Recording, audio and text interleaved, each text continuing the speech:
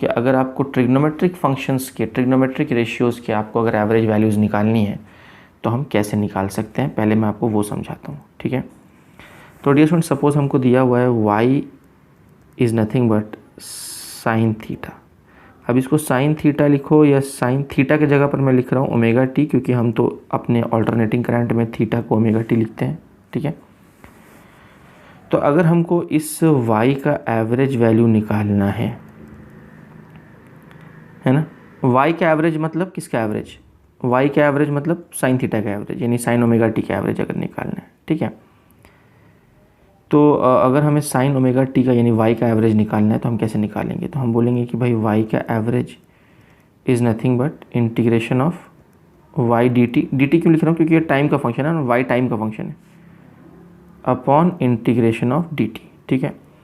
और मान लो यहाँ जो हमें एवरेज निकालने के लिए बोला गया है वो बोला गया है t इक्वल टू 0 से लेकर के t इक्वल टू t तक, ठीक है। ये हमारी टाइम की लिमिट्स हमें दी हुई है, ठीक है। और वैसे हम इसका ग्राफ भी प्लॉट कर सकते हैं, मैं आपको ग्राफिकली भी सब कुछ बताता हूँ, डोंट वरी, पर पहले मैं मैथमेटिकली बताता हूँ।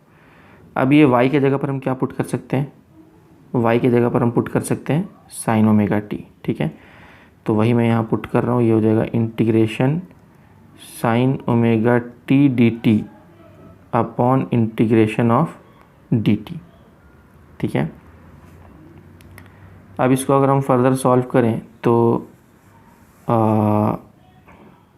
Sine omega T D T, अभी साइन थीटा का डिफरेंशिएशन क्या होता है डिस्टेंस, साइन थीटा का हाँ इंटीग्रेशन क्या होता है, माइनस कॉस थीटा होता है। तो हम साइन ओमेगा टी को क्या लिखेंगे, माइनस कॉस ओमेगा टी। तो साइन ओमेगा टी के इंटीग्रेशन को हम लिख रहे हैं माइनस कॉस ओमेगा टी। और यहाँ जो कांस्टेंट छुपा है अंदर में, कांस्टेंट कौन है, ओमेगा, वो कांस्टेंट है जो वेरिएबल के साथ चिपका हुआ है, तो वो कांस्टेंट नीचे आके डिवाइड हो जाएगा, यानी integration sine omega T D T is nothing but minus cos omega T upon omega, ठीक है। तो ये एक बात हो गई। और नीचे में हमारा इंटीग्रेशन डी टी है, तो जो इंटीग्रेशन डी टी है वो हमारा क्या बन जाएगा, वो तो हमारा टी बन जाएगा। और इसकी भी लिमिट्स होंगी 0 से t तक, इसकी भी लिमिट है 0 से t तक, ठीक है। अब इसको अगर हम फर्दर सॉल्व करेंगे तो आइए देखते हैं ये क्या होगा। तो ये जो ओमेगा है ये तो कांस्टेंट है, इसको मैं बाहर निकाल लेता हूँ। तो ये 1 अपॉन ओमेगा बाहर निकल गया, ठीक है। और अब मैं लिमिट्स पुट कर रहा हूँ, तो minus cos omega, small T के जगह पर पहले मैं कैपिटल टी रखूँगा, फिर स्मॉल टी के जगह पर मैं 0 रखूँगा, ठीक है।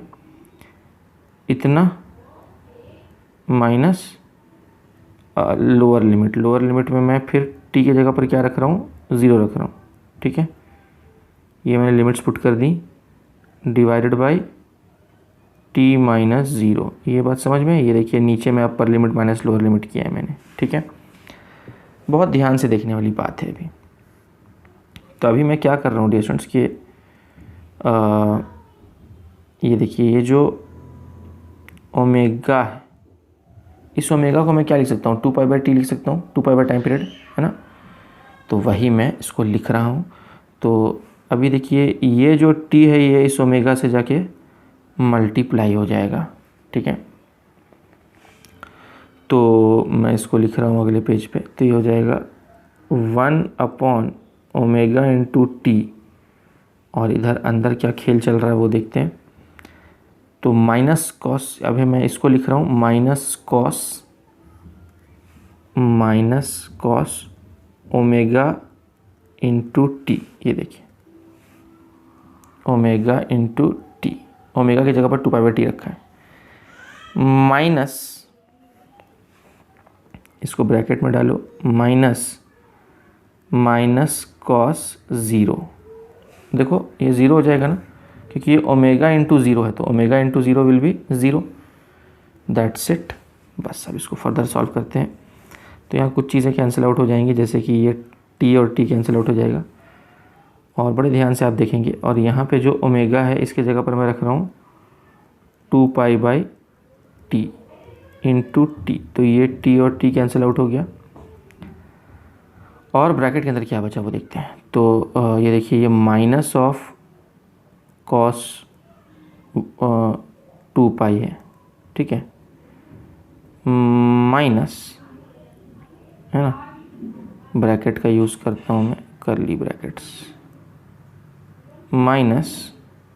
माइनस ऑफ कॉस 0, मतलब इस माइनस को मैंने यहाँ लिखा है और इस माइनस को मैंने यहाँ लिखा है, ठीक है। उम्मीद आप बात समझ रहे होंगे।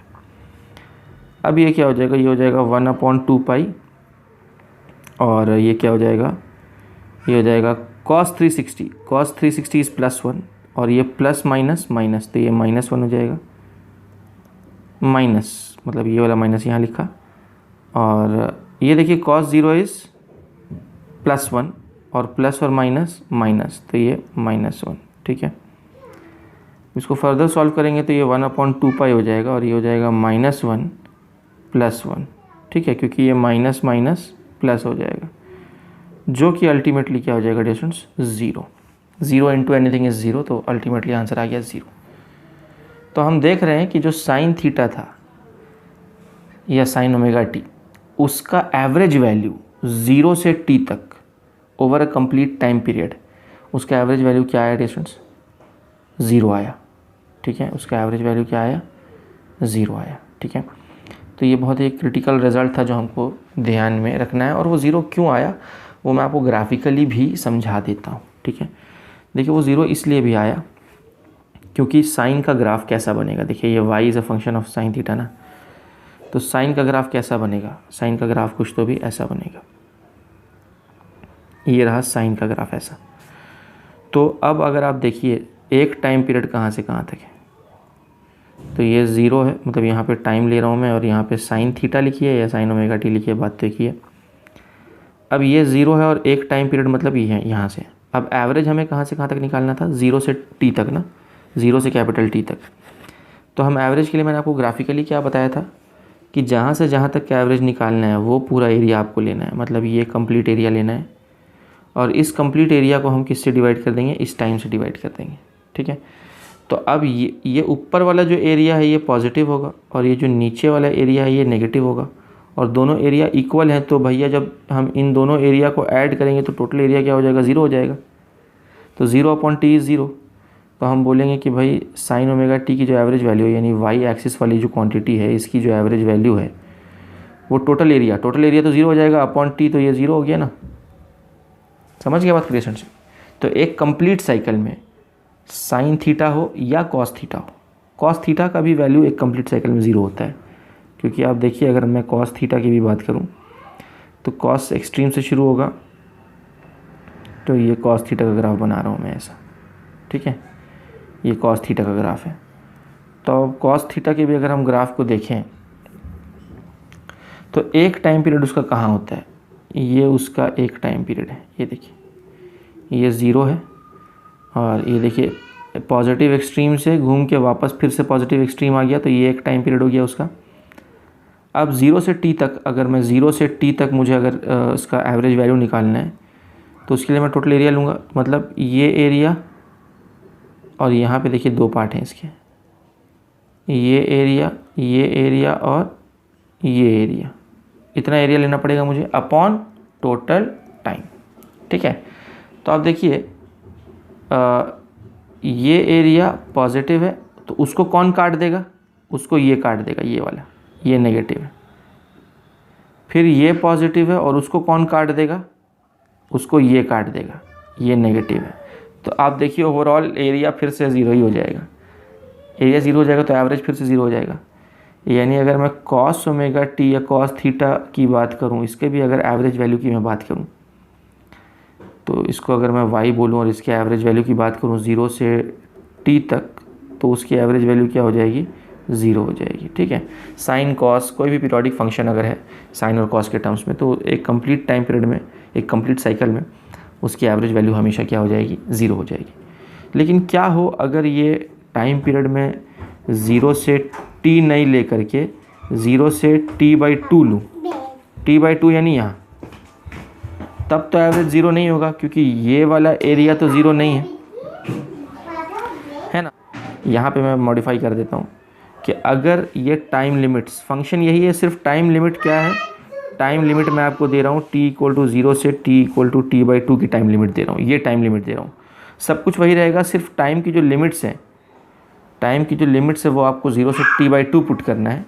तो वो आप मुझे पुट करके सॉल्व करके बताइए कि इस टाइम इंटरवल के लिए साइन थीटा जो है ना उसकी एवरेज वैल्यू क्या आएगी आपको मुझे बताना है। ठीक है, चल में पहले आप ये कॉपी कर लो और एक बार ये कॉपी हो जाए तो फिर आप ये कॉपी कर लो।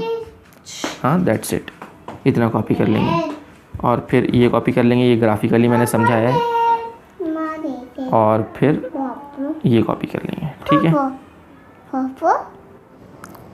तो अब हम देख रहे हैं कि अगर टाइम लिमिट 0 से t/2 तक है, ये वाली टाइम लिमिट अगर हम चूज़ करते हैं तो फिर साइन थीटा का एवरेज वैल्यू क्या आएगा।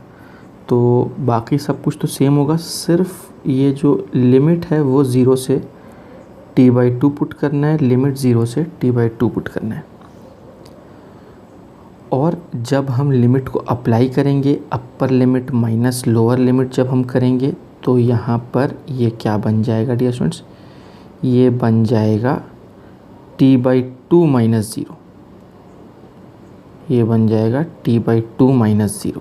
ये देखिए आप, upper limit minus lower limit, और यहाँ पर भी ये t/2 हो जाएगा और यहाँ तो ये 0 ही रहेगा, इसमें तो कोई बदलाव नहीं आएगा क्योंकि लोअर लिमिट तो हम चेंज नहीं किया हमने, लोअर लिमिट तो 0 ही है, लोअर लिमिट 0 है। सिर्फ अपर लिमिट जहाँ भी पुट करना है तो यहाँ अपर लिमिट और यहाँ अपर लिमिट जो हमने पुट किया वहाँ पे हमने t/2 पुट किया। ठीक है, तो चलिए इसको फर्दर सॉल्व करते हैं और देखते हैं ये क्या हो जाएगा। तो ये जो t/2 है ये अल्टी पल्टी हो के, ये वाला t/2 अल्टी पल्टी हो के 2/t बन जाएगा। ठीक है, तो ये होगा 1/ओमेगा इंटू 2/t। ठीक है, और ब्रैकेट के अंदर हमारा क्या क्या है, माइनस कॉस ओमेगा, तो यहाँ मैं लिख रहा हूँ माइनस कॉस ओमेगा, तो ओमेगा के जगह पर मैं 2/t लिख देता हूँ, इंटू स्मॉल t के जगह पर t/2। आप देखिए ध्यान से मैंने क्या किया है, मैं आपको दिखाता हूँ। तो ये ओमेगा के जगह पर 2π/t लिखा और ये t/2 लिखा। ठीक है, अच्छा, अब यहाँ पे एक ब्रैकेट देते हैं और माइनस इस तरफ हमारा क्या है, फिर से ये हमारा cos 0 हो जाएगा, माइनस cos 0, तो मैं अंदर में लिख रहा हूँ माइनस cos 0। ठीक है, अब इसको थोड़ा सा फर्दर सॉल्व करते हैं, देखते हैं क्या हो जाएगा ये। तो ये हो जाएगा 2/ओमेगा t, और यहाँ पर अंदर में क्या हो रहा है वो देखते हैं हम, कैंसिल आउट हो जाएंगी कुछ चीज़ें, तो ये t और ये t कैंसिल आउट हो जाएगा और ये 2 और ये 2 कैंसिल आउट हो जाएगा। ठीक है, तो ये बचेगा minus cos pi minus cos 0। अब कॉस 0 तो 1 होता है और ये वाला जो माइनस है उसको -1 बना देगा, तो ये वाला माइनस मैंने यहाँ लिखा और ये माइनस कॉस 0 जो है ये -1 बन गया। ठीक है, अब यहाँ पर ध्यान से देखिएगा, तो अब मैं इसको लिख रहा हूँ 2/ओमेगा इंटू t, और देखिए cos 180 क्या होता है, -1 होता है, तो ये वाला -1 इस माइनस के साथ जाके क्या हो जाएगा, +1 बन जाएगा, तो ये 1 हो जाएगा और ये माइनस माइनस प्लस हो जाएगा, तो वो वाला प्लस मैंने यहाँ लिख दिया, तो 1 + 1 ऐसा हो जाएगा ये। ठीक है, अच्छा, इसकी अगली स्टेप मैं यहाँ लिख रहा हूँ, तो ये हो जाएगा डिस्टेंस 2/, अब ये जो ओमेगा हमें यहाँ दिख रहा है, इस ओमेगा को हम क्या लिख सकते हैं, 2π/t लिख सकते हैं, इंटू ये वाला t, और यहाँ ऊपर में अब क्या आ गया है, 2 आ गया है, तो बहुत अच्छी बात है। अब कुछ और हम कैंसिल आउट यहाँ पे कर सकते हैं, तो मैं इस t को इस t के साथ कैंसिल आउट कर देता हूँ और ये 2 को ये 2 के साथ कैंसिल आउट कर देता हूँ, तो अल्टीमेटली यहाँ क्या बचा, 2/π। तो देखा आपने डियर स्टूडेंट्स कि किस तरह से आधे साइकिल पे जब हमने इसको एवरेज निकाला है साइन थीटा का, तो वो एवरेज 0 नहीं हुआ बल्कि वो आ गया 2/π। क्या आ गया है, 2/π। ठीक ठीक है, तो उम्मीद है कि ये बात आपको समझ में आ रही होगी, है ना। और ये जो 2/पाई है, इसको आप चाहें तो डेसिमल में भी कन्वर्ट कर सकते हैं। ये हो जाता है 0.637, ये वैल्यू हो जाती है उसकी डेसिमल में अगर आप कन्वर्ट करते हैं तो, पाई के जगह पर 3.14 पुट करके। तो उम्मीद है कि ये बात आपको समझ में आई होगी। तो जो साइन थीटा के लिए होता है वही कॉस थीटा के लिए भी होता है। कॉस थीटा का भी अगर हम आधे साइकिल की बात करेंगे तो वहाँ भी जो एवरेज वैल्यू आएगी वो इतनी ही आएगी, 2/पाई ही आएगी, ठीक है। तो इन्हीं चीज़ों को मैं अब थोड़ा सा यहाँ पे समराइज़ करके लिख देता हूँ कि देखिए, एवरेज लिखने का एक सिंबल और है, वो भी मैं आपको बता देता हूँ। आप वाई एवरेज लिखिए या ऐसे लिखिए, आप ये ऐसे एरोज़ दीजिए, आप ऐसा ब्रैकेट दीजिए, इन दोनों का मतलब एक ही होता है। इसका मतलब होता है एवरेज वैल्यू ऑफ वाई, ठीक है। तो ये सिंबल को आप ध्यान में रख सकते हैं। तो मैं यहाँ बताना ये चाह रहा था कि आपको नोट बोल के ये ध्यान में रखना है, नोट बोल के कि over a complete cycle, over a complete cycle, complete cycle यानी t=0 से t=t तक। So over a complete cycle average value of sine theta ले लीजिए आप, ठीक है, या नहीं तो आप average value of cos theta ले लीजिए, ये 0 होती हैं, जो अभी मैंने आपको प्रूफ करके दिखाया।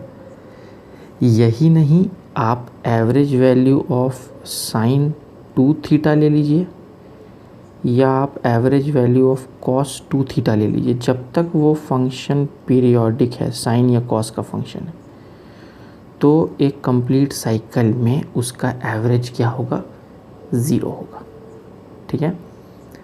यही नहीं डियर स्टूडेंट्स, इसमें कुछ और बातें भी मैं ऐड कर देता हूँ कि average value of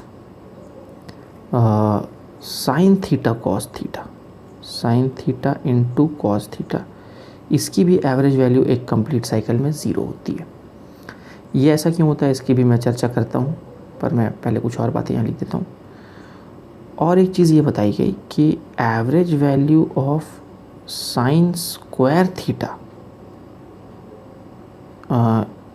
is equal to average value of cos square theta which is equal to 1/2। ये भी एक इंटरेस्टिंग केस है, इसकी भी हम बात करेंगे, डोंट वरी।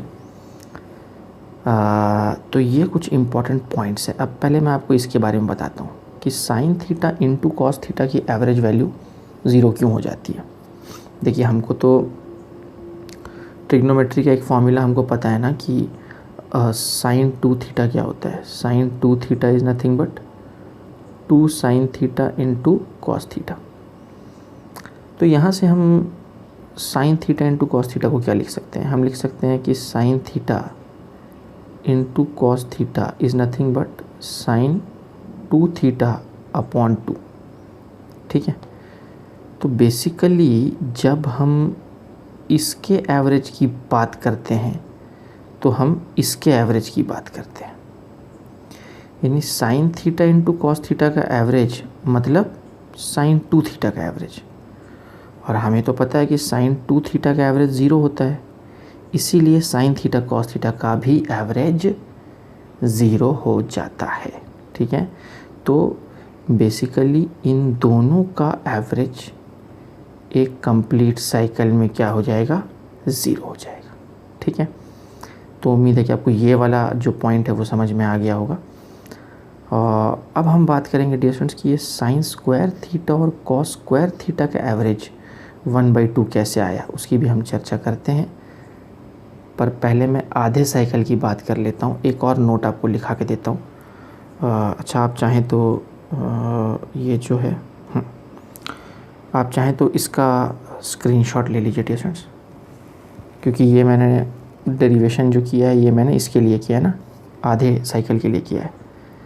तो इसका आप चाहें तो कॉपी डाउन कर लें इसको, फिर आप पॉज करके ये कॉपी डाउन कर लें, ठीक है, यहाँ तक। और उसके बाद आप चाहें तो पॉज करके ये वाला स्लाइड कॉपी कर लें, फिर मैं कुछ और बातें आपको बताता हूँ।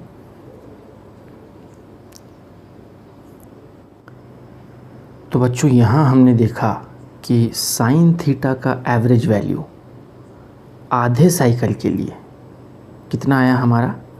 आधे साइकिल के लिए हमारे साइन थीटा की एवरेज वैल्यू आई 2/पाई, ठीक है। अभी इसमें भी डिपेंड करता है कि हम कौन से आधे साइकिल की बात कर रहे हैं। जैसे अगर हम साइन थीटा का ग्राफ प्लॉट करें तो इस तरह से हमारा ग्राफ है। तो अगर हम ये वाले आधे साइकिल की बात कर रहे हैं तो इस आधे साइकिल के लिए जो हमारी एवरेज वैल्यू आएगी वो आएगी +2/पाई, ठीक है, जो कि यहाँ हमारा आया है 2/पाई यानी +2/पाई।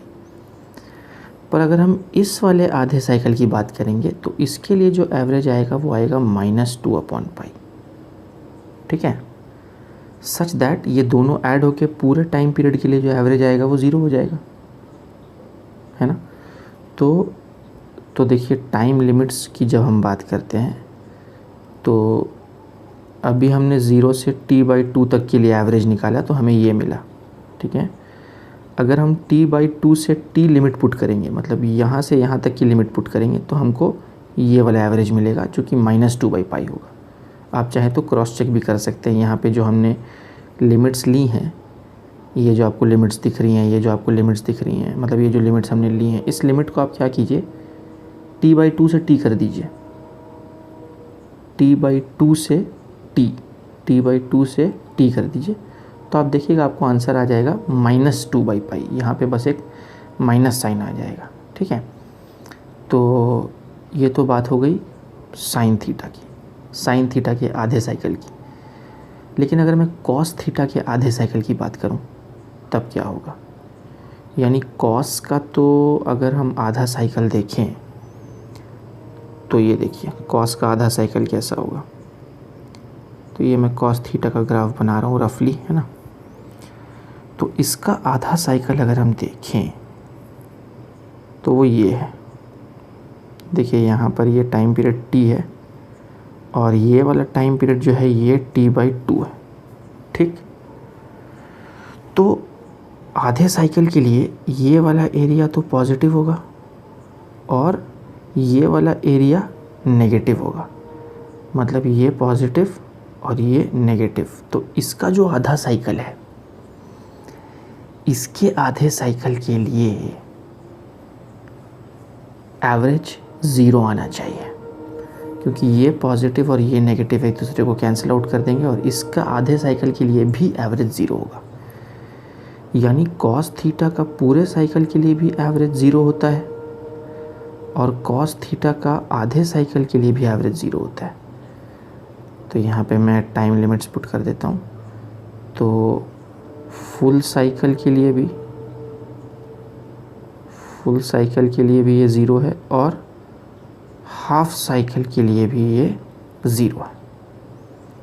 पर जहाँ तक साइन का मामला है तो साइन थीटा जो है, अगर हम इसकी बात करें साइन थीटा की, तो साइन थीटा का एवरेज 0 कब होगा, फुल साइकिल के लिए। पर जब हम हाफ साइकिल की बात करेंगे तब इसका एवरेज क्या हो जाता है, अगर सिर्फ मैग्नीट्यूड लिखूँ मैं तो 2/पाई हो जाता है, किसके लिए, हाफ साइकिल के लिए, ठीक है। तो ये एक बारीक सा डिफरेंस है जो आपको ध्यान में रखना है, ठीक है। तो इसी चीज़ को मैं यहाँ भी मेंशन कर देता हूँ। ये तो मैंने यहाँ लिखा था ओवर अ कंप्लीट साइकिल क्या हो रहा है ना। मतलब ये जितने भी पॉइंट्स मैंने लिखे ये सारे के सारे कंप्लीट साइकिल के लिए। और हाफ साइकिल के लिए लिख देता हूँ कि नोट नंबर 2 लिखता हूँ मैं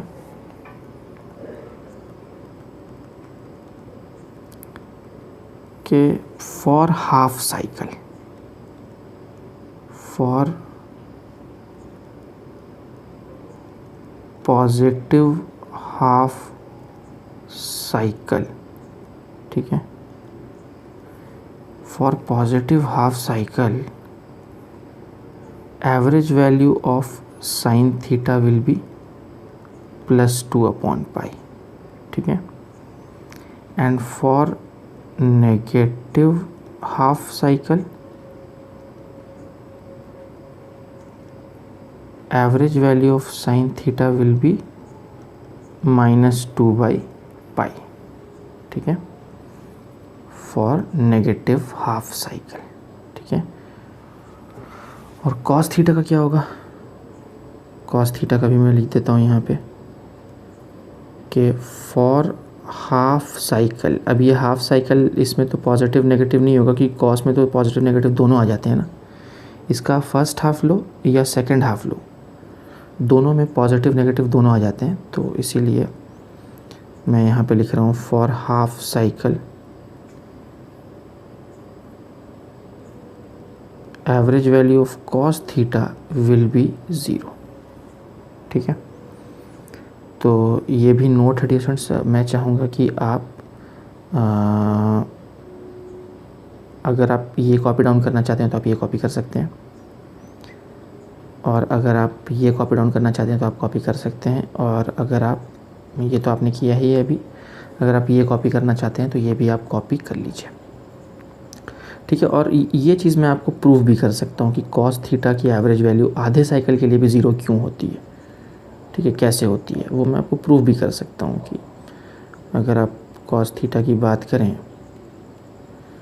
तो देखिए हम लिखते हैं y = cos omega T, theta लिखो या ओमेगा टी लिखो। अब y की जो एवरेज वैल्यू है वो होगा इंटीग्रेशन ऑफ y dt यानी cos omega T dt upon integration of dt। और अभी cos थीटा का इंटीग्रेशन sin थीटा होता है, तो ये हो जाएगा sin omega T upon omega, ठीक है, लिमिट 0 से t/2 आधे साइकिल के लिए देख रहे हैं। और नीचे dt का इंटीग्रेशन क्या हो जाएगा, t हो जाएगा लिमिट 0 से t/2 तक, ठीक है। कांस्टेंट को बाहर निकालते हैं तो यहाँ पे हम बोल सकते हैं कि y average is nothing but 1/ओमेगा बाहर निकल जाएगा, और नीचे क्या हो जाएगा, नीचे t/2 -0 t/2 होगा जो कि 2/t बन जाएगा। तो मैं यहाँ 2/t लिख देता हूँ, और अंदर में sin ओमेगा t है, मैं वापस से वही लिख देता हूँ sin ओमेगा t 0 से t/2 तक कॉन्स्टेंट्स बाहर निकाल दिए हैं, ठीक है। पिछले डेरिवेशन से आप क्रॉस चेक कर लेंगे, स्टेप्स आपको समझ में आ जाएंगी। अब 1/ओमेगा को मैं लिख देता हूँ 2π/t इंटू 2/t, तो ये t कैंसिल, ये 2 कैंसिल। अब इधर अंदर का हाल देखते हैं क्या हो रहा है। यहाँ पे अपर लिमिट पुट करेंगे तो sin ओमेगा को 2π/t लिखो इंटू स्मॉल t के जगह पर t/2 पुट कर रहा हूँ मैं, ठीक है। ये हो जाएगा माइनस लोअर लिमिट में तो जब हम t के जगह पर 0 रखेंगे तो वो सिंपली sin 0 हो जाएगा, sin 0।